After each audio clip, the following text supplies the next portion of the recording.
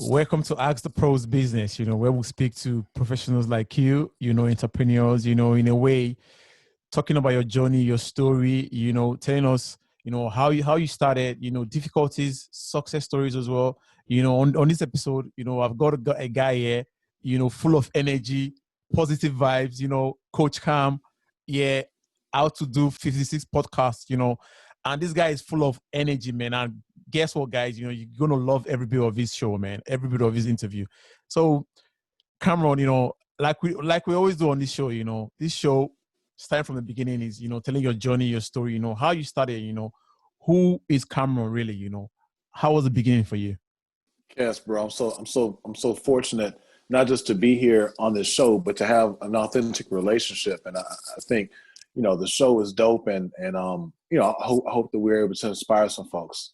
Um, so from the beginning, from a business perspective, I think like most people in our culture, it began with the hustle, right? And so I grew up, on the south side of Houston. As a point of reference, like Beyonce and like Travis Scott and a few other guys are kind of like in the same, not the same community, but the same like part of town, right? That's kind of where they're from. And so, just that entrepreneurial thing was always in me. And so my parents kind of moved out into the suburbs and did the Fresh Prince thing. And I just remember like, I didn't, I'm not going to say I grew up poor, right? Like I had everything I needed, but I knew that there wasn't always that extra, right? And so, I'm, I like Rick Ross. I like that extra, you know what I'm saying? I like that extra in my life. And so at 9 years old, my very first hustle was just tying a lawnmower to the back of my bicycle and just going around my neighbors and cutting grass. And, it's like I would start to cut grass and then, oh, by the way, let me wash your car. And it went pretty well. But then I figured out like there's levels to the hustle. So then I would begin to cut people's grass for free. Right. And so instead of like knocking, like, can I cut your grass? And maybe I was charging like $10. I don't remember. But, then I began to say, okay, well, I'll cut you. So I just cut their grass and be like, if you want to pay me, cool. If not, cool. But your grass is cut. And before you know it, they're like, oh, okay, cool. Yeah, here's $10. Thanks.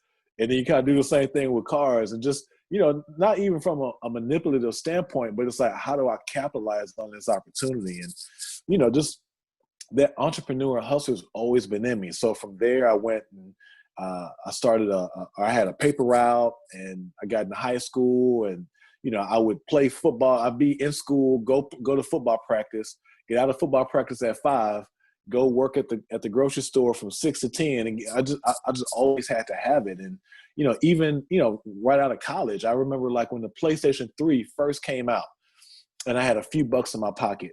And I remember that like Target, the department store, or the general store Target, you could buy, I think 2 is a limit of 2. And I had enough to buy 6. So I bought 2. I brought my mom, I brought my dad, and we all like sit in line for 2 days. And I flipped PlayStations, like, right? I had like I had shoe polish on my car. And I would have like PlayStation for sale and just drive around the city, just drive around, just flipping PlayStations. And so, it's like some of those, I forgot the story until you asked me that question. I forgot about that, bro. But, it's not even that I always wanted more. It was just like, I knew that if I had to get it, I had to get it out the mud myself. Cool, Cameron. What a remarkable story, man. But as a young guy, starting like that, starting hustling, and trying to just, make ends meet, as a young guy. But, apart from, the hustling bit of you, and all that, what were the other things that you were motivated by, the kind of things you love doing, apart from just hustling? Yeah. So, I mean, I played obviously sports for a big part of my life, and sports really, and I don't, as I tell those stories, I don't want to think I'm like, just like hustling, like slinging. I mean, I never sold drugs or anything like that, but just the opportunity to create. And I think that, when you marry sports and athletics to the hustle, and then you add music, I'm a humongous music fan, man. I've got, before it went to like, exclusively digital, I've got like books and books of CDs. And I grew up listening to so much music. We were talking about Afrobeat earlier, and, Yeah. R&B and jazz and hip hop. And, I think that, I think the hustle was my path. I feel like athletics gave me the discipline, and I feel like music gave me the creativity. And so it's almost like you can listen to a '90s hip hop song, and they've got like a remix jazz. They've got like remix rock and roll, or like Run DMC "Walk This Way" is actually a rock and roll song that they just like rapped over. And so it's like the creativity to create something that makes a person feel a way. Music definitely gave me that creativity for sure. Yeah, absolutely, man. Yeah, music opens a lot of doors. It depends on what you listen to as well. I know you as a rap guy. Rap has got a lot of inspiration behind it, because one thing that people don't know about a lot of these rap artists is that they read as well. They study. Someone like Tupac, and that goes for Jay-Z and Biggie and all them guys as well. Because they read a lot. Because most of the things they say, when you listen to them, you know that this guy is talking intellect here, real speech here. You understand? So by the time you get in that flow, that also opens other creativity as well. Talking about creativity now, because you mentioned something about creativity now. How do you stay creative? I know that sometimes it's hard, sometimes there's a gift, but being creative, for you, as a speaker, as a writer as well, what keeps that creativity in you? Bro, so first off, to your point about those guys being learners and just educated, you are so right. I mean, not only that, I think that their lyrics, when you read when you read the lyrics to a dope song, you're reading poetry. It's just poetry over music, right? And so to answer your question, it's staying in a space of like the flow state, right? And so I'm not sure how much you're familiar with that, but the flow state truly is like being triggered by a number of different compressing, factors. And one of them is, being physically fit and, kind of getting your body to move. But then really it's about, for me, it's about staying like dipped in inspiration. Like inspiration has so much to do with it. And so whether it's, reading amazing books like we talked about, or listen to inspiring music, or just like the Crown and Glory magazine is just literally like me being inspired by different things that I appreciate. The other thing that I think is really unique about creativity and finding a creative space is allowing yourself the liberation to sit and think about how two things are connected, right? And so I've always been so engaged with cross training, right? So the athlete like Bo Jackson, so you can be, an all-star baseball player and an all-star football player. Well, what are the core skills that physically translate, or like Deion Sanders, right? And so it's the same thing. And so it's like I can read a book or be inspired by a thought piece or article and think like, how do I extract a piece about like fintech or like learning about wealth accumulation and translate that into a message for underserved kids? Or, how can I have an after school program where I literally take hip hop lyrics and I teach the kids literacy through like Nas lyrics and J. Cole and Kendrick. And it's like, not only because I know kids love hip hop and it's like I can get them to listen, but it's like, but what if I told you that you don't have to sell dope to get out? You can get really cold at if you say you love music and you say you love creativity, then let me show you what these guys did. And not only did they get the words to rhyme, these words mean something. So let's put a dictionary, right? So especially with Jay-Z, like let's put a dictionary in a thesaurus so you can understand that not only did those words rhyme, but here's a meaning of that word, or here's an alternate meaning of this word, or here's what a double entendre is, or like, you know what I'm saying? Like here's a historical point of reference of him, making reference to Meyer Lansky. Who's Meyer Lansky? Well, he was a crime boss in the 70s. And you know what I'm saying? So it's like, he's not just saying words that happen to rhyme. He's laying a track down. He's laying a track record of amazing things that also happen to rhyme. Yeah, absolutely, Cameron, man. You're right, man, 100%. But let's go back a bit. How you started your whole entrepreneurial journey. How where the point you talked to yourself and said, I love my journey so far. I love what I'm doing. and I'm going to go through this route, being an entrepreneur, trying to create value out there, put things out there for free, trying to just, put on the good things out there, trying to, and again, you're building a community in doing that as well, when was that point that, you said to yourself, this is where I'm going, this is where I'm headed? Yeah. So there were three moments in history for me, and they spanned over maybe like 7 or 8 years. But I look back now, and the first one was when I began to work in education. And my first coaching job, I was asked to kind of step in and help teach Spanish because our Spanish teacher was like stuck in customs and couldn't like make it to the US. And I ended up having to teach Spanish the entire year, bro. Now, Wow. excuse me, I speak a little Spanish. I speak a little bit of Spanish, but it's like, I'm not going to teach a kid, you know what I'm saying? Like, I'm not like Spanish fluent, right?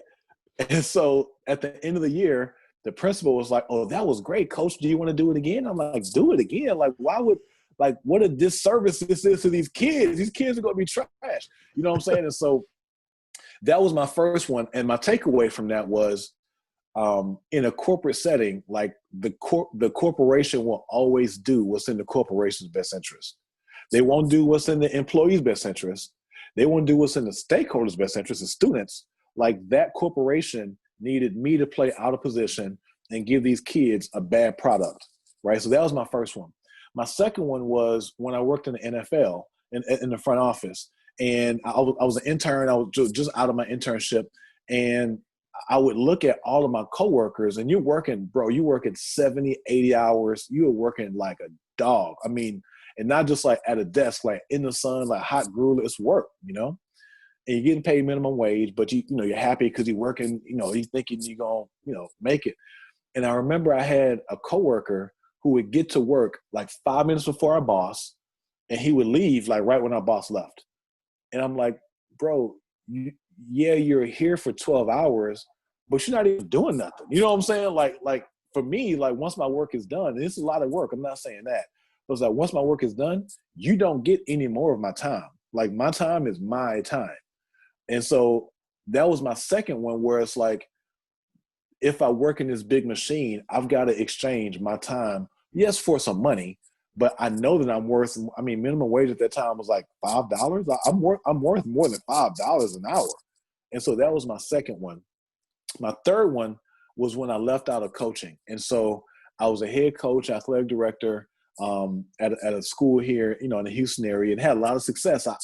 I won more games at this school than any other coach ever before, right? And the school leader calls me in, and she's like, "Hey, coach, you're doing a good job. You're doing a really good job, but our school is going to restructure the athletic director position, and we're going to make it a counselor. So you can stay and coach, but you'll also have to like do lunch duty and like teach PE." And I'm not talking down, you know what I'm saying? That's cool, but I'm like, but nah, like that's not what you didn't bring me in here to like blow a whistle at lunch. You know what I'm saying? Like, nah. And so that was my third one, where it was like, if you are clear about the life you want to live, you have to design it yourself.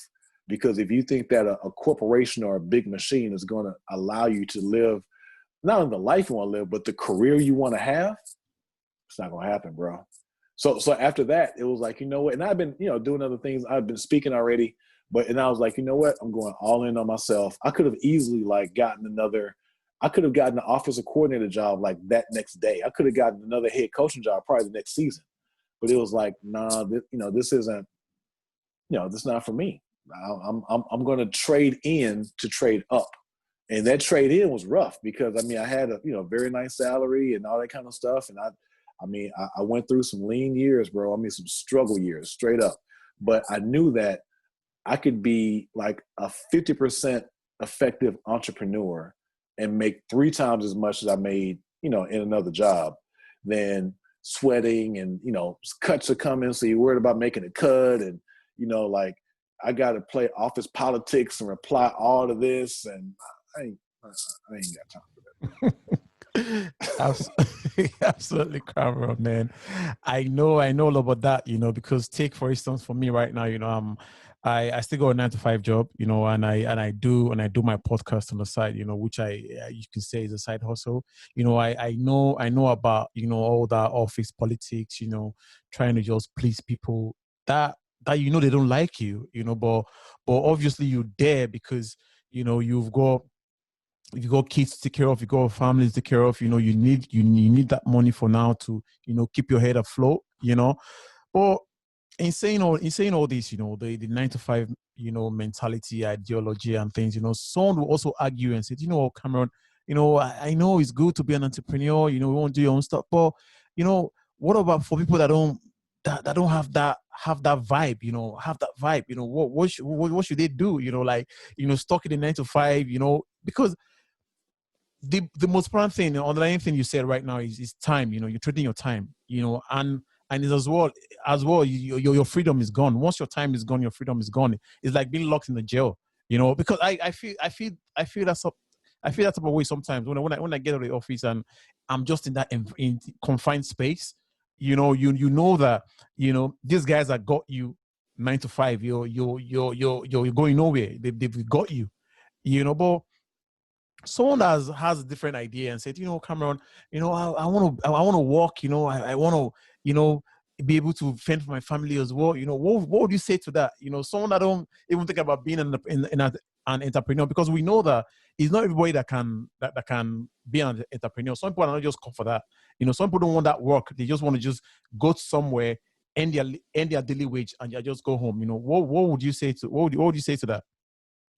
So what I say is, I think that entrepreneurship is sexy right now. I think it's trendy. I think it's like the fun thing to do, especially in like the fintech space. And, I've got a startup, right? So the first thing is it's not for everybody, and that's okay. Like, it doesn't have to be for you. Like, there's no like non-entrepreneur shaming, or you're a 9 to 5 or you don't know. It's like, bro, it doesn't work like that, right? So entrepreneurship really first, like at the ground root level, is about giving and serving, right? So I pay my employees before I pay myself. So if there's a $30,000 pie and I've got $28,000 to pay out, I'm sitting with $2,000. Like that's how it works. And if you have the stomach for that, right? Like, everybody doesn't have the stomach for that, and that's okay. Like, there's nothing wrong with that. Now, the other side to that is, I also challenge 9 to 5ers to at least start a hustle, because what you're going to find is if you've only worked 9 to 5, you really don't know how valuable you are, right? And so let's just take a hustle of baking pies, right? So if you bake pies and you got your cost of goods sold, you've got your formula, and you've figured out that for me to bake this pie, you come up with your cost. It costs you $4, and you sell this pie for 20, which is a fair price for a pie.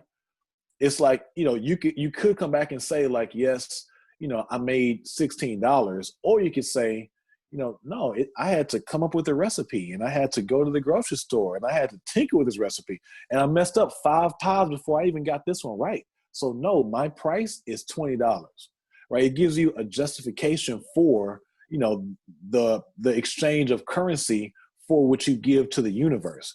I think there's so you can give to the universe what you choose to give. So 9 to 5ers choose to give their time and their talent, right? So I'm going to give you an hour of my time. I'm going to give you my coding skills if you're an engineer, right? And in exchange, you're going to give me $40 an hour, let's just say, right? Well, if that's what your skill set is, no problem. But then if you were to start your own business, again, using this pie example, well, then you figure out, well, wait a minute. So if I can sell 5 pies, I spend $20, but I make $80, I'm all to the good, right? And it begins to make you think different, right? So like, if I can bake 5 pies in an hour, then is my value really $80 an hour? Why am I selling for 40? Right? That's not to say that you're going to have a tempo of 5 pies an hour for 8, right? So I'm not saying that. What I'm saying is, you understand, I promise you, every 9 to 5er who has never started a hustle is grossly underpaid by whoever's paying them, whoever it is, right? Because you are worth so much more to yourself than to that organization. It's almost like going to a casino. The reason that casinos are alive and well is because 99% of the people who go leave more money than what they walk out with, right? Yeah, Like absolutely, man. the company you work for, if you're making $40 an hour, the company you work for has to be making 3 to 4 to 5 times more than that off of your labor, right? So if you're getting paid $40 an hour, you're probably worth 150 to 200 bucks an hour on the raw market. Now, again, you got to figure out. So if you say my hourly rate is 200 bucks, you've got to go hustle that money. You got to go hustle that work. So that's a trade-off, right? So my skill set is 200 bucks an hour, but I'll take a massive pay cut because you're going to give me 40 hours worth of work. That's our exchange. But if you never figure out, like, no, I'm actually worth 200 bucks an hour. So all I really need to do is secure 10 hours worth of work, and I've made more than working as 9 to 5. Right. And so it's like, if you don't begin to think different, you're not going to get any different results. Yeah, absolutely, Cameron. Yeah, I'm totally down with that. I think the COVID, this pandemic has also, set the stage for a lot of people to just start a side hustle. Because now we all see that, 9 to 5, all the way, it's not really the thing anymore. Because now, like, some jobs now, you're able to work from home anyway. Nobody thought about this. No one thought about, trying to work from home, but with this whole pandemic, people are trying to see that, there's so much more for me. There's so much more for me to do. People are learning new skills, doing new things, baking, manufacturing. People are doing all sorts of things, And to go to your point as well, if you don't have a side hustle, you don't know your what, you probably haven't started. Like for me, starting this podcast, it was a drag for me because I made so much mistake, trying to get it right, trying to put things together. But now, I'm at a stage where, okay, I know how this thing works now. I can work my stuff now. I can work the audios. I can work the mic. All the levels, everything. I can do all that now. But if I just stuck to the 9 to 5, I would never have that experience, would I? That's exactly right. And I think that the other side to it is, you learn from your mistakes. And so I think that, one of the problems with our culture today is, what we see is the finished version, right? And so, again, as a hip hop guy and as a creator, when I wrote my first book, I went into it saying, I'm going to write the very best book. I'm not going to just throw up crap I'm going to give my A+ effort, because I remember watching a Jay-Z interview and he talked about, so he said that most consumers and most fans don't find the artist until their third body of work, right? So Jay-Z Volume 2 was his big, like, can I get up? Remember that album? Like, that album is where, like, he blew up. Reasonable Doubt, Volume 1, in Streets Are Watching, like, this is his body of work that nobody really knew about until you found him here, right? And so his thought process was, but if I create dope bodies of work here, by the time you find me here, you get to this work, you're going to be rocking with me. I've created such a library of talent and art and work that by the time you get to me, you'll be able to go in my back catalog and see it's dope. Well, that's where, as a creative, as a business owner, like you talked about, you're making your mistakes. And, and again, I started in e-commerce at the end of last year. I'm not going to tell you how many thousands of dollars that, like, I made every single mistake you can make. I mean, from creating a business Facebook page, I checked the wrong box. I checked that I was associated with a political party. I got an affidavit from Facebook where I said I had to put out, like, I couldn't put fake news. I mean, I'm like, what? I mean, I made every single mistake, bro. But all those mistakes led me to, streamline the process of starting my e-commerce store. And my course, Win the First Quarter of Your Day, I was able to step over all those mistakes because I made them already, right? And so again, to your point, the 9 to 5 is, okay, I'll pay you $40 an hour, but I also cover your mistakes. So if you make a mistake, you don't get fired and you don't have to eat the cost of that mistake. Where you and I as entrepreneurs, if you make a technical mistake and it costs you $5,000, you're out of $5,000, right? And so sometimes you have to learn those lessons the hard way, but they're lessons you don't forget. Yeah, but think about lessons, and trying to grow as well, because for instance, I can just give you a simple analogy here. For a child, trying to walk for the first time, that child is going to fall anyway. The child is probably going to fall a couple of times, before the child gets his or her balance. And the child start walking, and you say, "Oh my God, the baby's walking now," but that baby fell down a couple of times. You might not be watching, but the baby fell down anyway. But I think it's the same analogy as well, trying to just, grow on your strengths and make mistakes, and, and you have to love the journey and the process as well. I think that's a part where some people forget about. If you don't love your journey, you don't love the process, you can't embrace the success as well. You understand? Well, in saying all this, as an entrepreneur, what was your first product? What was the first thing you dove into and said, what, this is where I'm starting from as an entrepreneur? My very first start as an entrepreneur, like your analogy with the baby, right? So to your point, like, babies don't know what fail is. They just know, I didn't get it, do it again, right? But like babies, the first time you start, you're going to fail. So I've had a couple, but my very first one, I was 21 years old or 20 years old, maybe. I was still in college, and this is like early 2000s, like very early 2000s.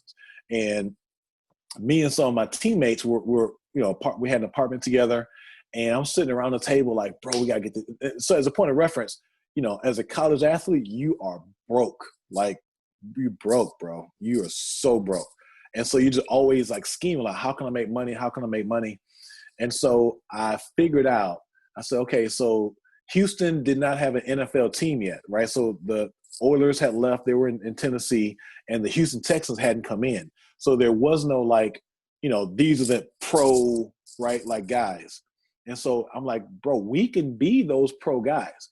Let's start doing sports training camps and just travel around different parks and charge, whatever. I don't know, I thought you were charging $10, $20 to work out, whatever, right? And so we sit around the table, come up with the whole plan, get flyers printed out, the whole thing. I'll go on a travel trip that weekend. I come back and they took my idea and ran without me. And it broke my heart, bro. And it was one of those, like, people talk about having your paperwork together. Like, we didn't, I mean, obviously there's no money for lawyers, right? But it was like a handshake. But it's like, you have to be so trustworthy with your concepts and intellectual property, one. But two, and this is my mistake, if before you put an idea out there, you need to be 2 or 3 steps ahead of, hey guys, I got an idea, right? And so that's one of the big things that entrepreneurs now. So the 9-to-5er will say, well, I'll never start because somebody's going to take my idea. Well, there's 50 million sports camps now. There's 50 million, apple pies now. So your apple pie is not unique. So that's an excuse. You have to get out there and start. And to your point with the baby, you've got to fall for the first time. The first time you're going to fall. So you might as well start small in your kitchen baking a pie and fall before you quit your job and screw this and then make a big mistake. You're going to make your big mistake. Yeah, absolutely, man. And I think it's also good as well for us to, like what you said about baking a pie in your kitchen, and then you grow from there. I think starting small, is a thing that we all have to embrace, because some people don't want to start small because maybe they see they looking at their friends and family, they're going to laugh at them. I earn this, in the corporate world. Now I'm going to start this. People are going to laugh at me. How am I going to face the criticism?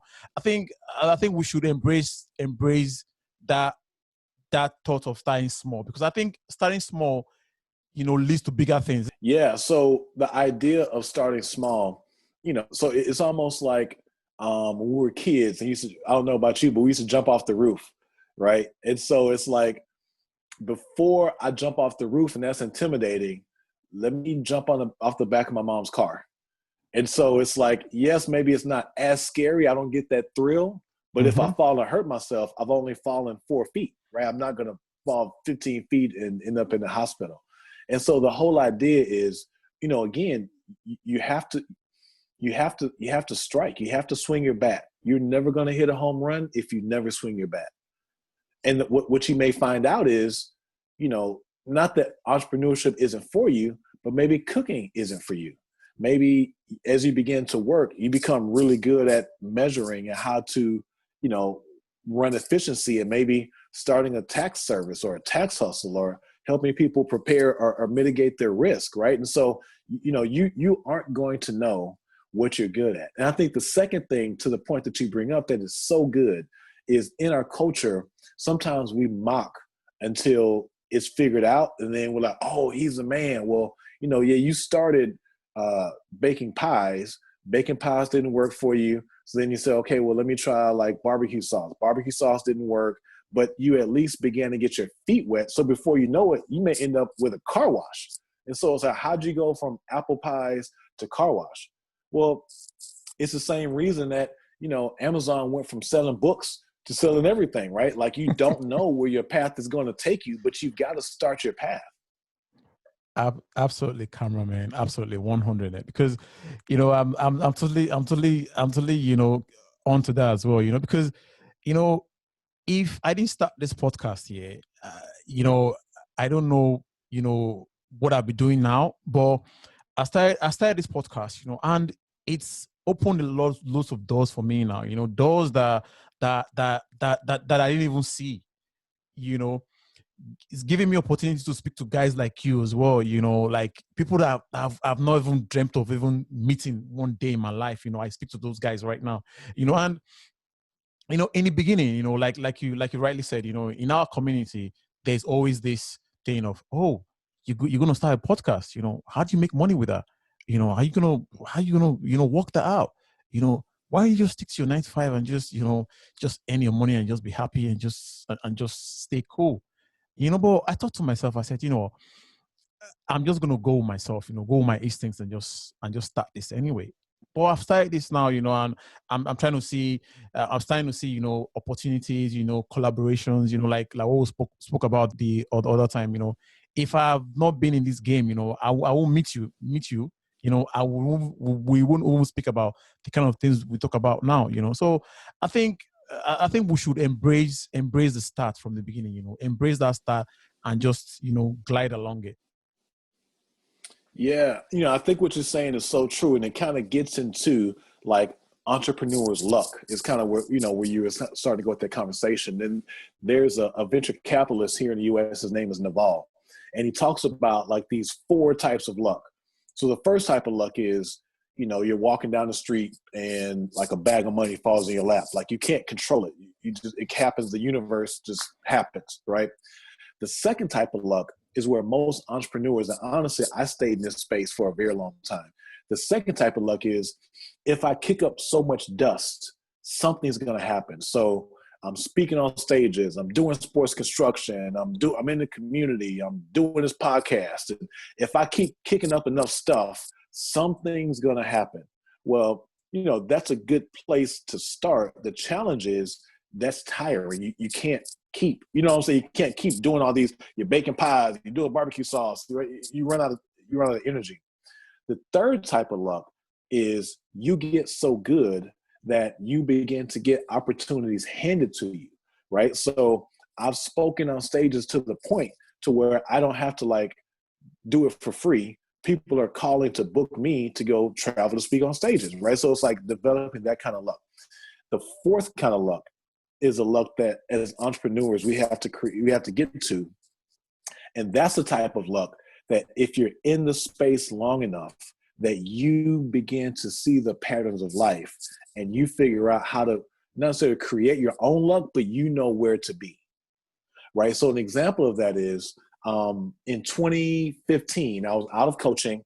I was starting my full-time entrepreneurial path. And I'll be honest, bro, I was broke. I'm not one of those like rags to riches. I was broke. And so but I'm a hard worker. You know what I'm saying? So I've got a couple small hustles going. I'm driving Uber. I'm driving Lyft. I'm doing anything I can, you know what I'm saying, to provide. I mean, that's what my responsibility is. So one day I'm sitting and kind of like, you know, I'm in my car, I'm in my truck, and I'm waiting for like a Uber to pop up so I can go, you know, give somebody a ride. And I'm looking at all these people like walking in and out of Starbucks. Now, I'm not a coffee guy. I drink tea, you know, every now and again, but you know, I don't really drink coffee.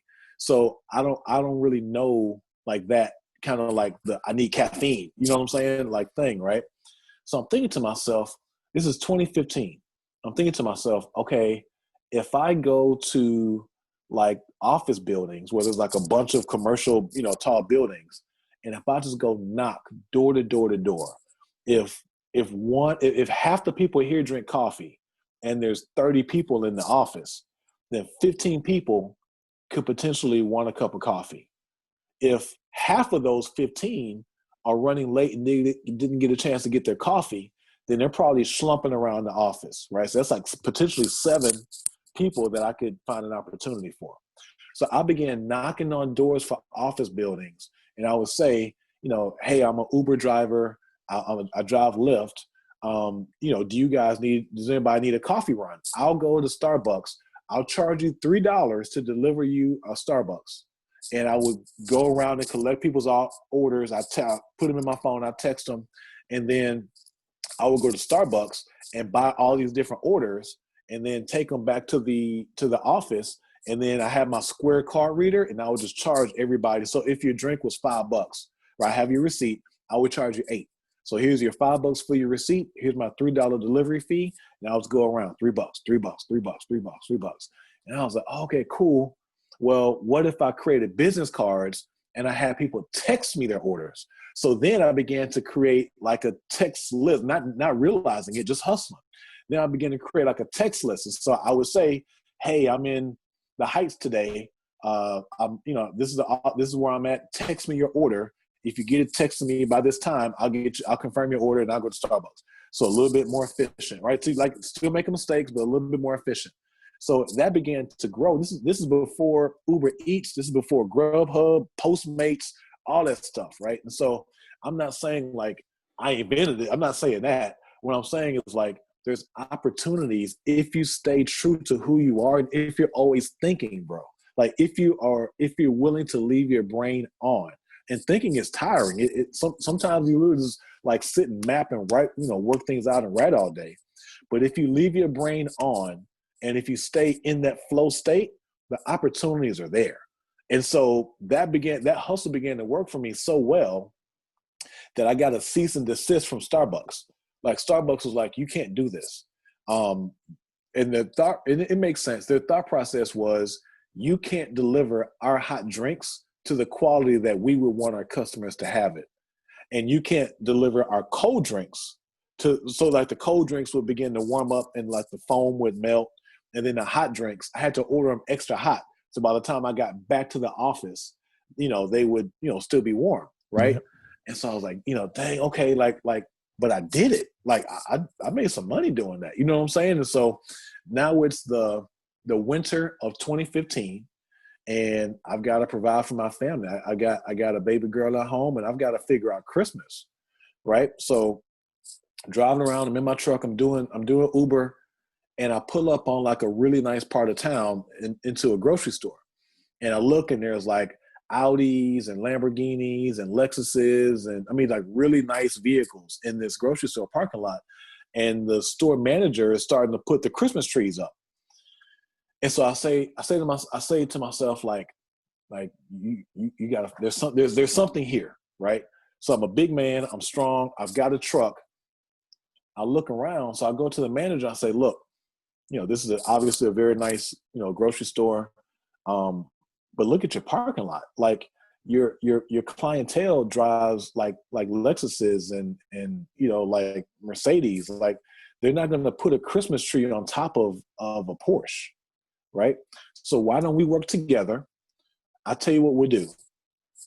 If once your customer buys their tree, I'll work out a deal with the customer.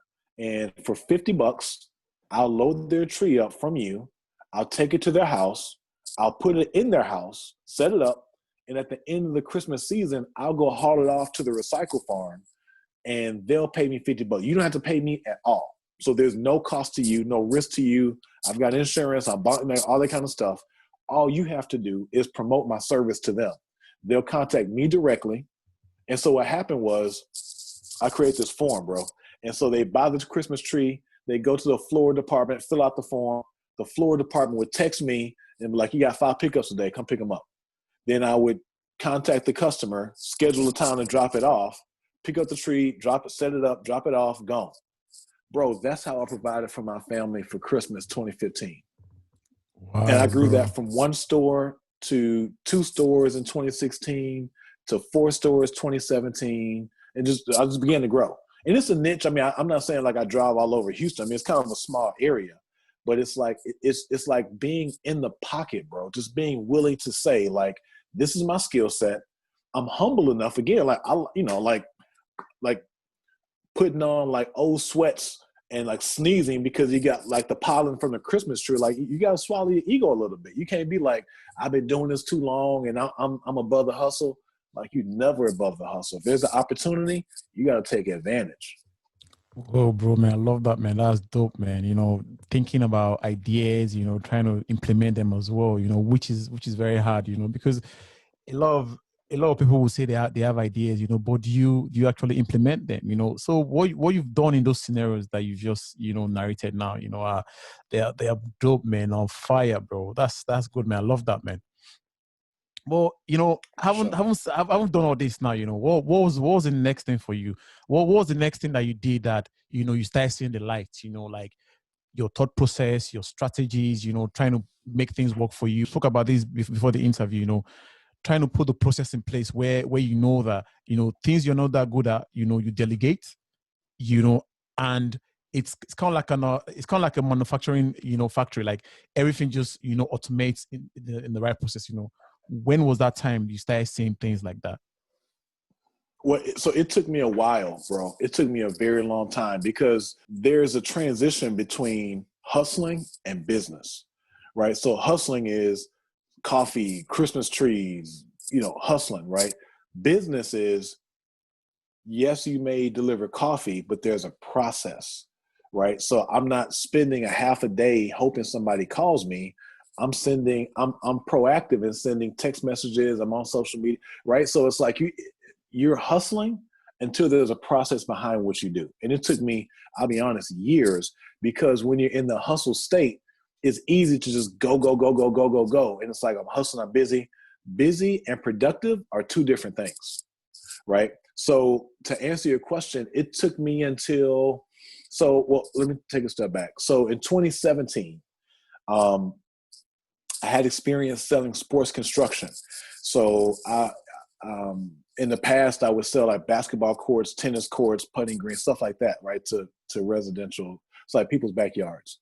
So in 2017, during the Lenten season, right, so during like getting prepared for Easter is always a holy season, and it's one that I take very serious.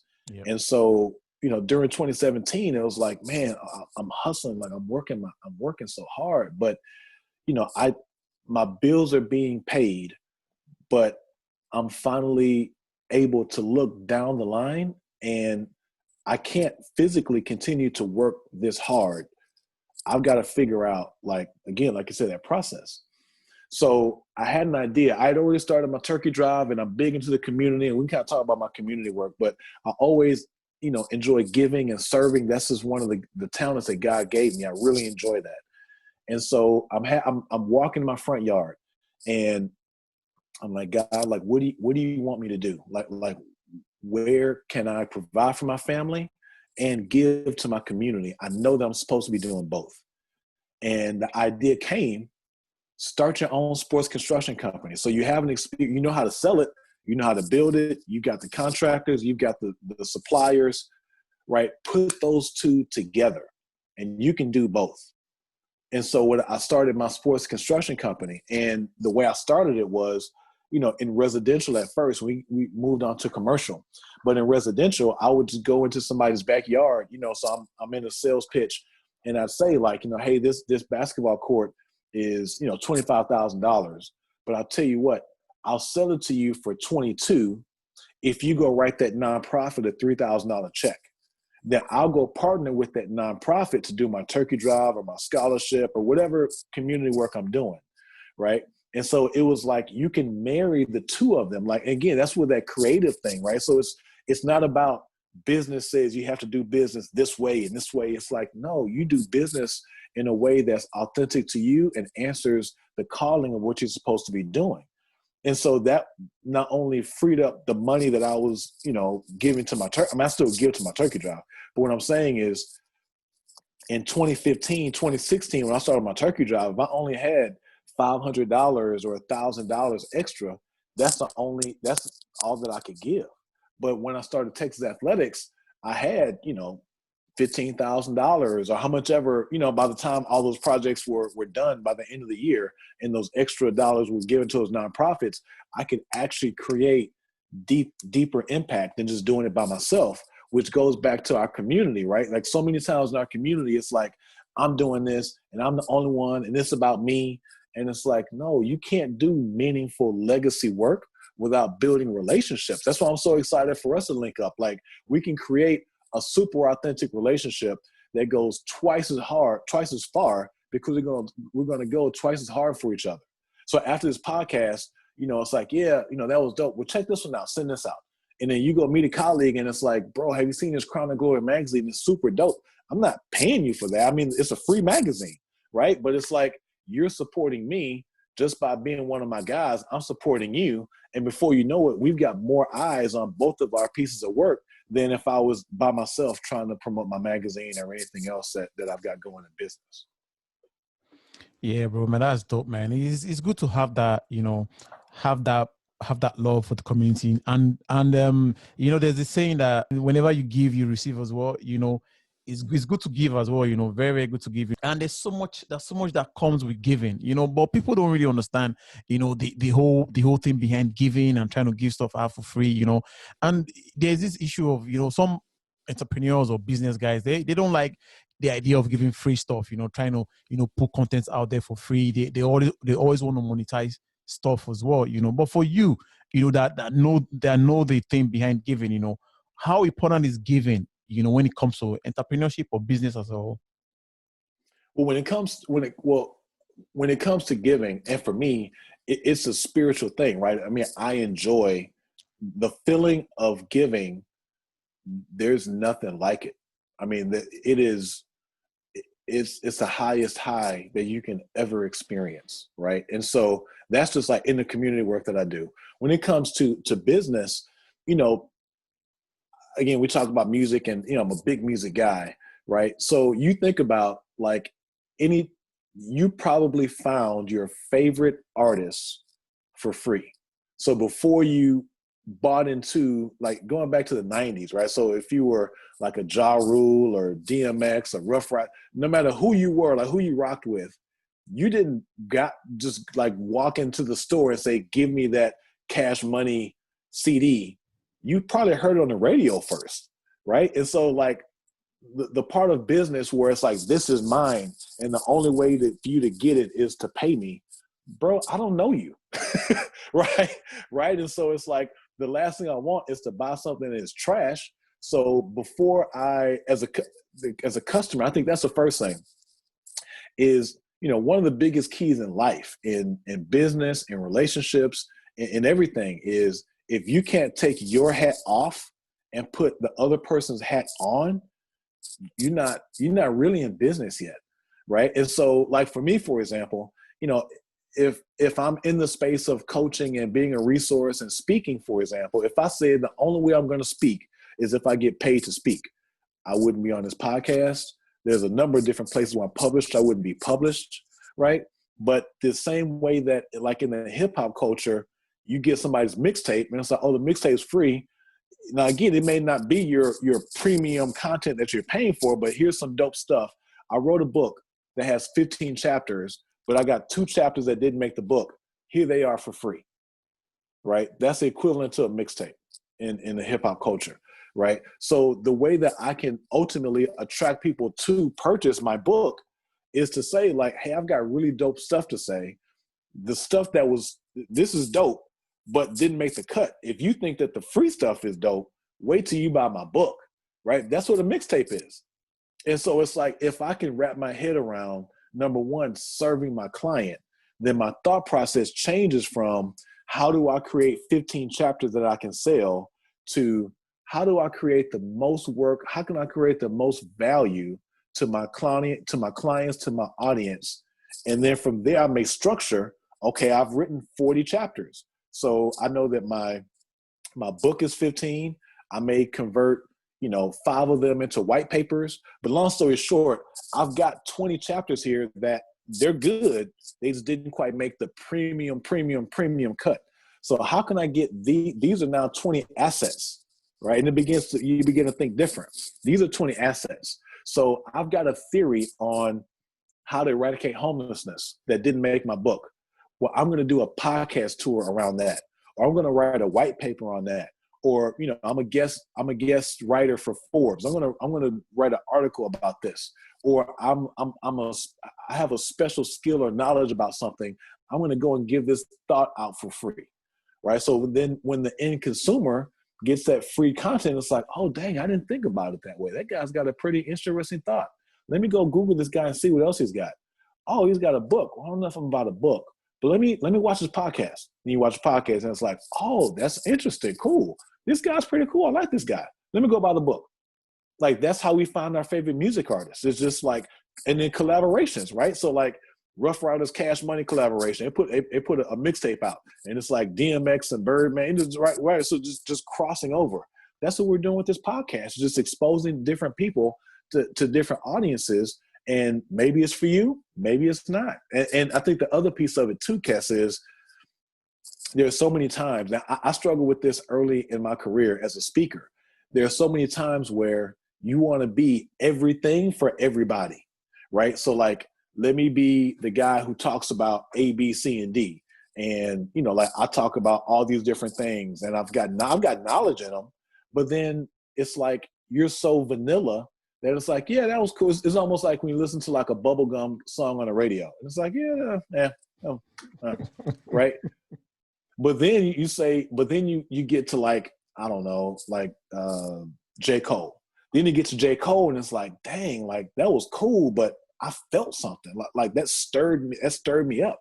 Like J. Cole could have kept doing like, like whatever kind of music, but it's like, no, let me find my pocket and be so authentic in my pocket that I can create at such a high level that I'm the guy when you want conscious rap.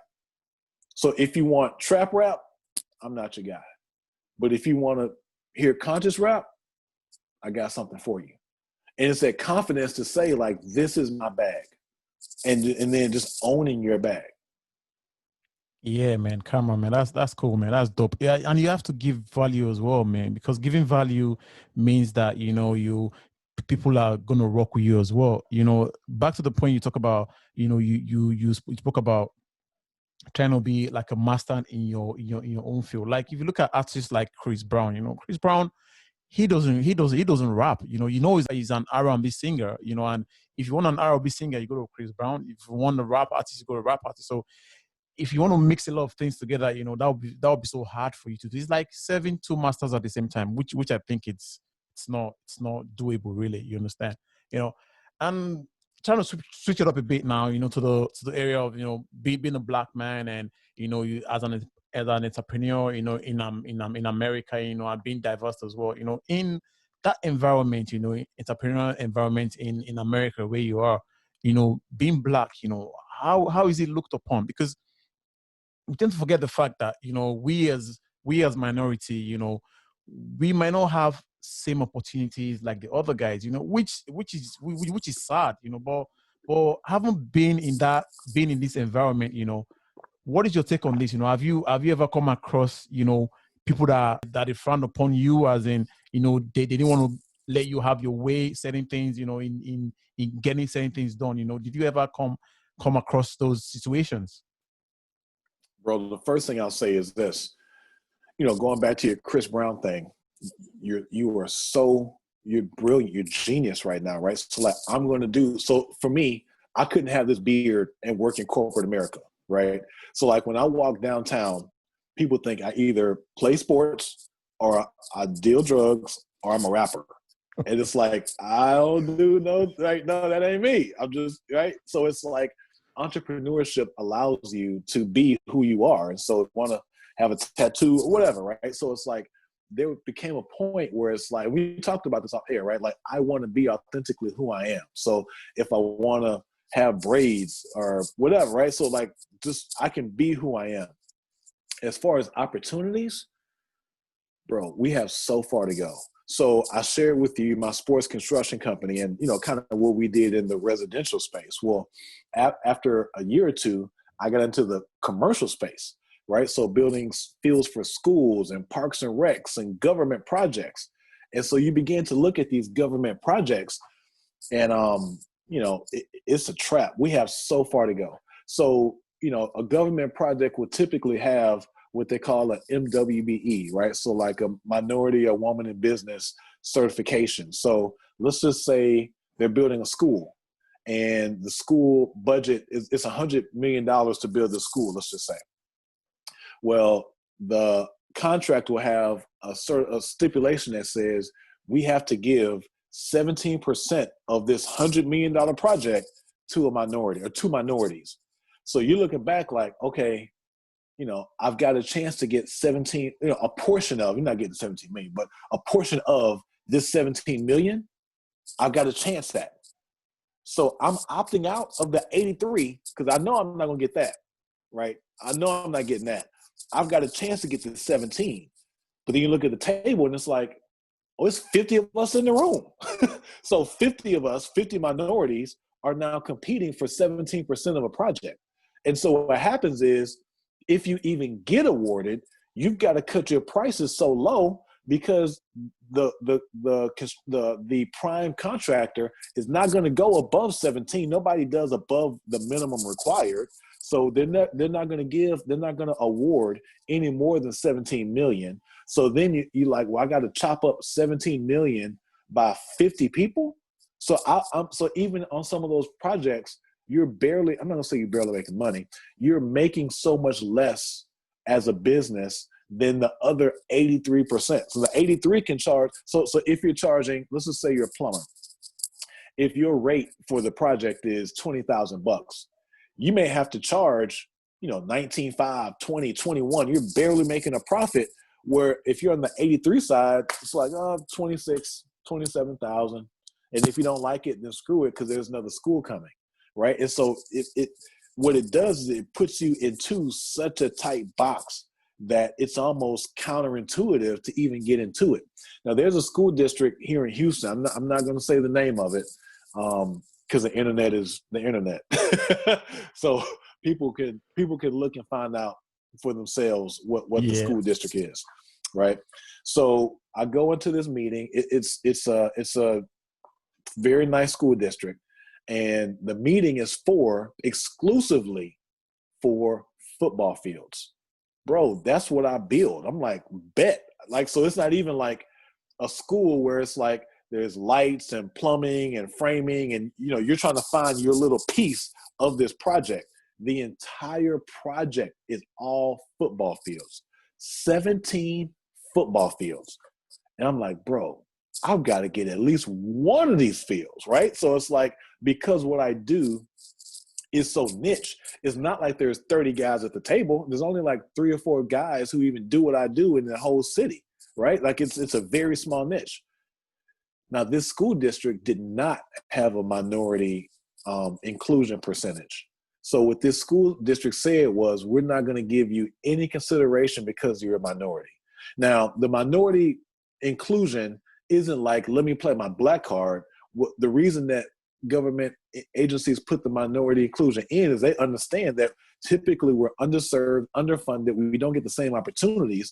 So as a government contract, let me at least give an opportunity to the smaller guy, right? That's what that is. It's not like a handout, but it's like, let me help this guy, you know, try to get going.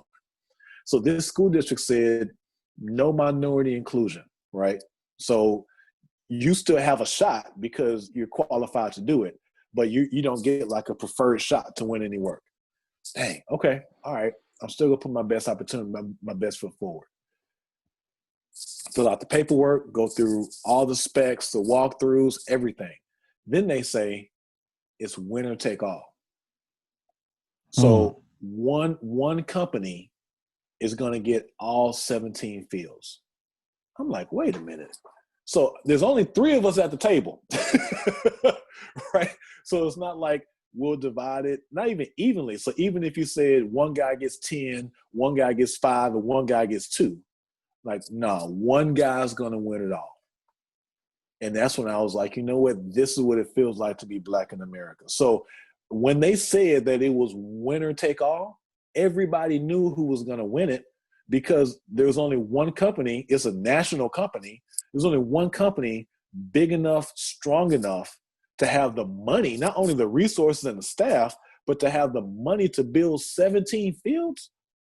That's crazy. Like who has, like, there's no small business that has that type of capital. I mean, so the first thing is you had to have $10 million of bonding.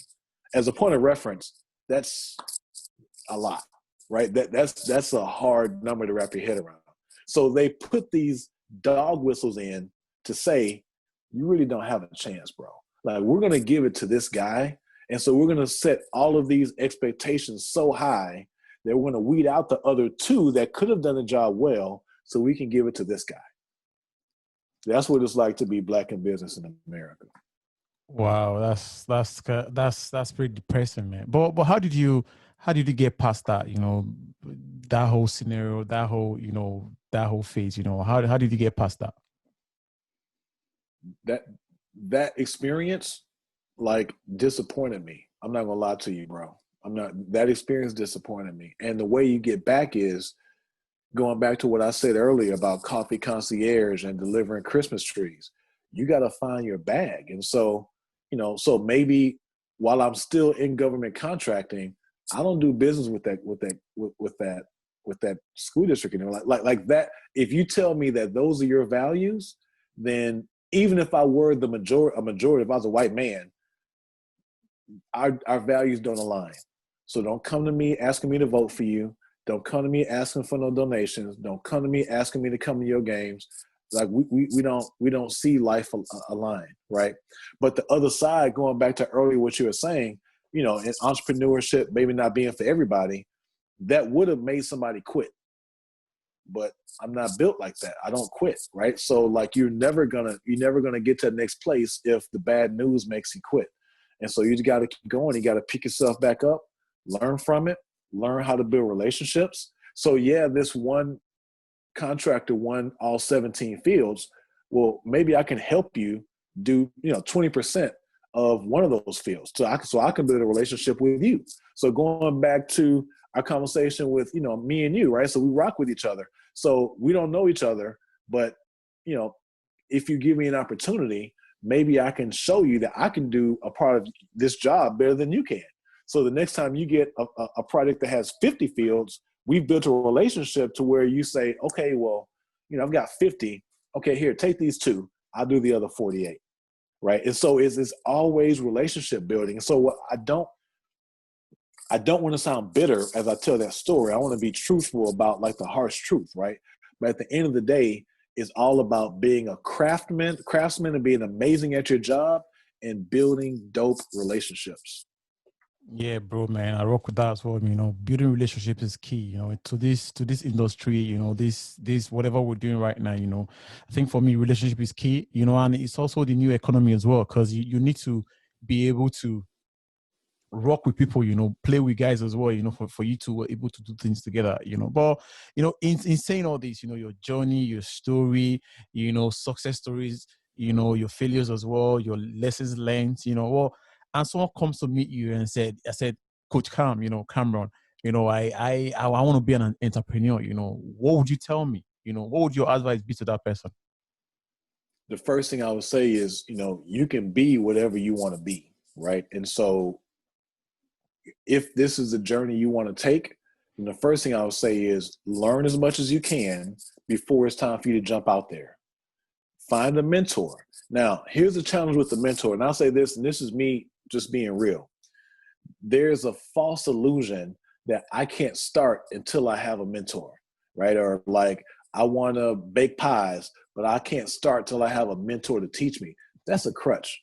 Get in the kitchen and burn some pies, burn some shells, overcook some apples, right? Because what happens is those mentors begin to come into your life, right? But the other side of it, being in the game for a little while, is people begin to come to you asking you to be a mentor. And again, I enjoy giving, but there's only one me, right? So I can't mentor every person that pulls up on me. Now, can I give you a few minutes? Can we jump on a Zoom call? Like, I will give of myself as much as I can. Like, that's my obligation. But at some point, I can't spend all day. I can't run my business if I'm spending all day mentoring you or you know, being a coach. I'm right. So what it turns into is, for me, is, okay, I can't spend all day giving my energy away. It's not even about cost or money. I can't run my business if I'm volunteering all day. So let me create, again, going back to what you were saying, let me create something. So here, you want to learn about leadership, right? So you're a 9-to-5er and you're a junior associate, but you know you don't have leadership skills. Instead of spending an hour a month with me, here's my book. Go read about this, right? Yeah. It's not even that I'm trying to sell you a book or hustle, right?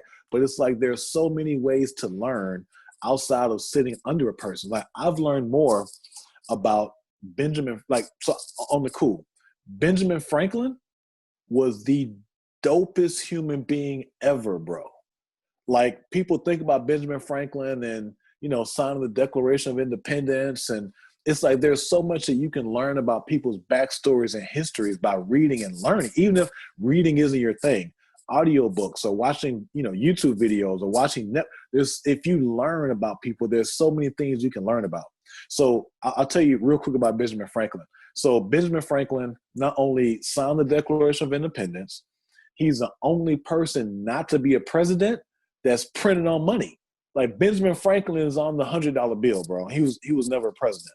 Like, that's crazy. You think about it, right? So not only was he one of our framers, he was also an inventor, right? So you know the whole like lightning rod thing. Well, he also was a printer. Like, he wrote the Poor's Almanac. That's how he made his money. He was a publisher. He wrote books. Well, he was also into fashion and spent like a good time of his like midlife in France, like just kind of living like the rock star life. Well, not only that, and this is the time of slavery, right? Bro, in his last years, he was an abolitionist. He wouldn't even give his kids his inheritance until they sold their slaves. And so you think about, like, as a creative, it's like, well, yeah, I can learn about Jay-Z. I can learn about, you know, whoever it is because they're here right now. You can learn about the people who were here 100, 200, 300 years ago just by sticking your nose in a book. But sticking your nose in a book and thinking, like, how can I apply what this guy did? Like, so Benjamin Franklin was really the first American Renaissance man, right? So he invented an instrument that's called, like, I forgot the name, like the sousaphone or something like that Mozart played. Like, this guy was an inventor, a philanthropist, an abolitionist, a framer of the American independence, and he's on the $100 bill. And he was never president. You know what I'm saying? So it's like, there's so much you can learn from those before you, that came before you. Yeah, bro, absolutely. You know, I love I love what you do. You know, I love the fire. You know, I love everything about, you know, the hustle and all that as well. You know, but, you know, in saying all this, you know, Cameron, you know, and, you know, being good at what you do, you know, what sets you different? What sets you apart? You know, like, if someone wants a speaker for a gig, you know, and it is you, you know, what is that one thing that will make them say, do you know what, that's the guy I want to go to? You know, what makes you different? What sets you apart? Well, the first thing I'll say that sets me apart is, you know, we talked about earlier, like being 100% authentic about what I know and what I don't know. The other thing is, you know, there really isn't a limit today. Like, you can learn as much as you want to learn, bro. Like the idea that, you know, all I do is bake apple pies. Well, that's because you never chose to learn anything else. And so as you begin to learn and you add more skills, you realize that in life, there are no periods, there's only commas. And so I can be, selling coffee, comma, selling Christmas trees, comma, a sports construction, comma, write books, comma, have an e-course, right? So it's like, as you begin to learn, you begin to see that like you can be a multifaceted person. But the way that I got there was I began to what I call like win the first quarter of my day. And so, as a competitor, as an athlete, I like to get up early, bro, to start my day. And, I found that number one, early in the morning is quiet. You can have your time with God. There's no email distracting you, phone, Instagram, Twitter. There's no thirst traps. And just all the distractions are gone. And you can be proactive about what do I want to win? What do I want to conquer today? How am I going to get better?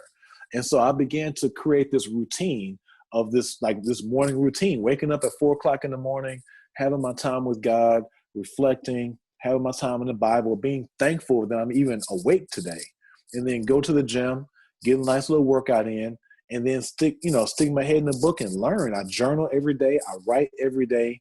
But then I begin to manifest, like, what do I want out of my life? Like, what am I supposed to contribute to my community? What am I supposed to contribute to the world?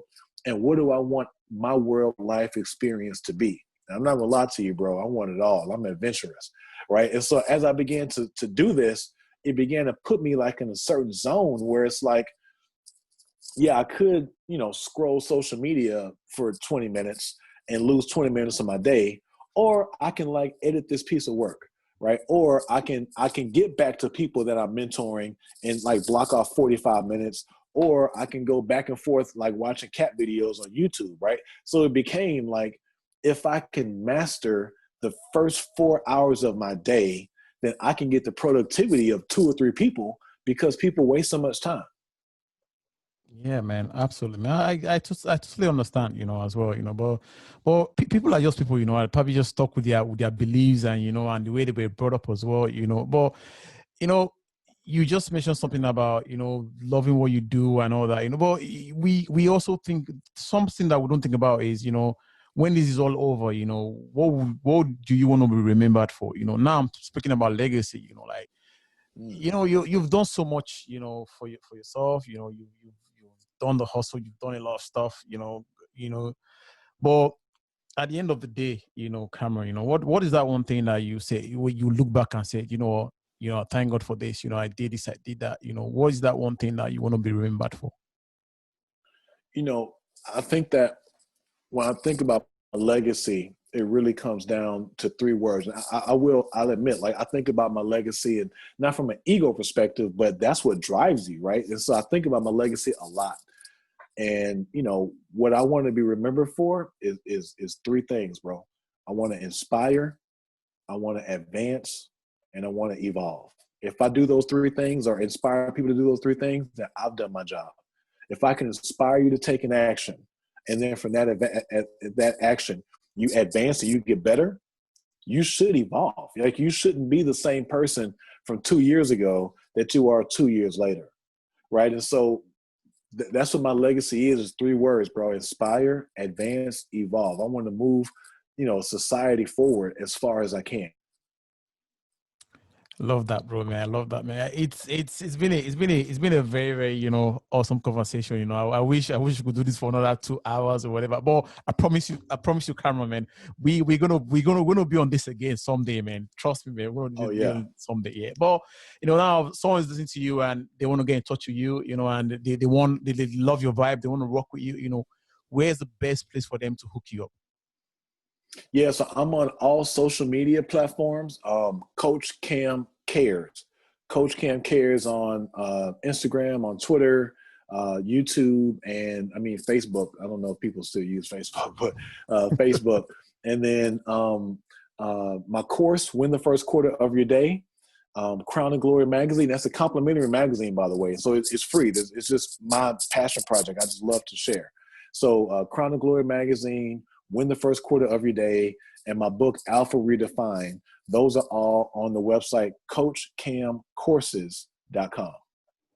Cool, bro. Cool, bro. Nice one, man. I love what you're doing, man. I love the job. I love everything, and we're definitely gonna, be friends, build this relationship and try and collaborate and do things, in the future, and I wish you all the best. You're doing a fantastic job, Cameron. I must say that, man.